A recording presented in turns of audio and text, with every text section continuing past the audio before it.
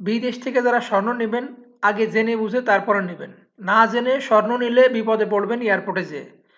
তখন কান্নাকাটি করলেও কোনো লাভ হবে না। কারণ অনেক সময় তো ভিডিওতে দেখা যায় অনেকের ব্যাগ কাটা, ছেঁড়া, স্বর্ণ নেই, আরও মূল্যবান জিনিস নেই। তবে অন্যান্য জিনিসের ক্ষেত্রে আলাদা। স্বর্ণের জন্য ডিউটি ফ্রি যেটা আছে সেটা আগে আপনাকে জানতে হবে। জেনে আপনি নেন, কোনো সমস্যা নেই, আপনার কোনো সমস্যা হবে না। একজন যাত্রী বছরে অর্থাৎ ৩৬৫ দিনের ভিতরে একইবার নিতে পারবে। আপনি যেদিন নেবেন সমস্যা নেই, একইবার ১০০ গ্রাম ওজনের স্বর্ণ নিতে পারবেন। এটা ট্যাক্স ফ্রি, কোনো ট্যাক্স লাগবে না, কোনো ফর্ম পূরণ করা লাগবে না।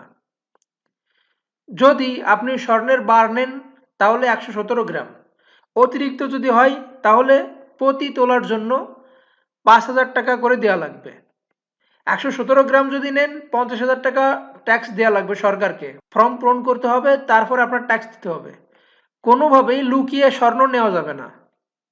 অনেকেই লোকায় নেয়, বিভিন্ন বেল্ট বানায় বা মিক্সার মেশিনের কোনো নাট বল্টু বানায় নিয়ে যায় এরকম।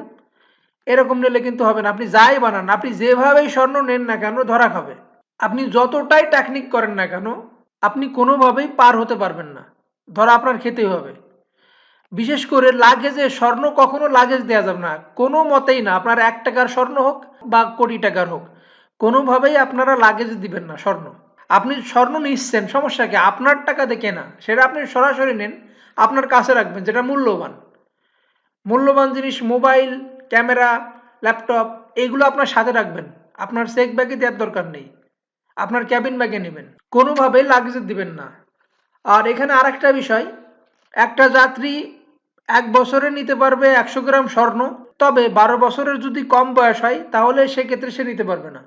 ১২ বছরের বেশি যদি বয়স হয় তাহলে সে নিতে পারবে ১০০ গ্রাম। সুতরাং আপনাদের সাবধান হতে হবে। আন্দাজে স্বর্ণ নিয়ে আপনি আপনার টাকাতে নিয়ে যাবেন কিনে, সেটা অন্যজনকেও ভোগ করবে বা সরকার নেবে, এটা তো কেমন হয়ে যায় না? আপনার লস হবে। যেটা নিবেন সঠিকভাবে নেবেন। হ্যাঁ, যদি আপনার বেশি পরিমাণ হয় সেক্ষেত্রে আপনি একা অন্য মানুষকে দিতে পারেন, কোনো সমস্যা নেই। পাসপোর্ট ডকুমেন্ট রেখে যদি বিশ্বাসী কোনো লোক হয় তার কাছে দেন, সমস্যা নেই, সে নিয়ে আসবে।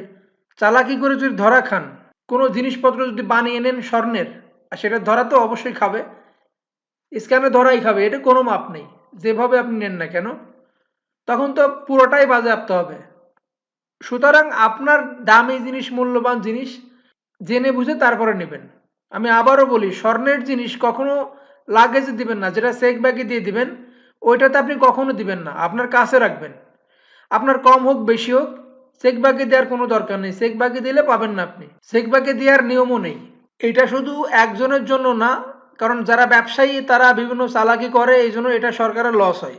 অনেকে আছে স্বর্ণের বিজনেস করে, তাদেরকে ঠেকানোর জন্য এই সিস্টেম করা। কারণ একজন প্রবাসী যারা কর্মী, প্রবাসী লেবার, ১ বছরে ১০০ গ্রাম সোনা কেনা মানে বিশাল ব্যাপার। সাধারণভাবে কাজ করে টাকা বাঁচিয়ে তারপরে স্বর্ণ কেনা, এটা খুব টাফ ব্যাপার আর কি। আর যারা ব্যবসায়ী তারা তো পারবে, কোনো সমস্যা নেই।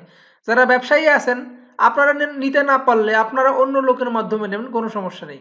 যারা স্বর্ণ নিবেন আপনারা সাবধানে নিবেন, সতর্কতার সাথে নিবেন, আপনার টাকা আপনারই থাকবে, কোনো সমস্যা নেই। সবাই ভালো থাকবেন, আল্লাহ হাফেজ।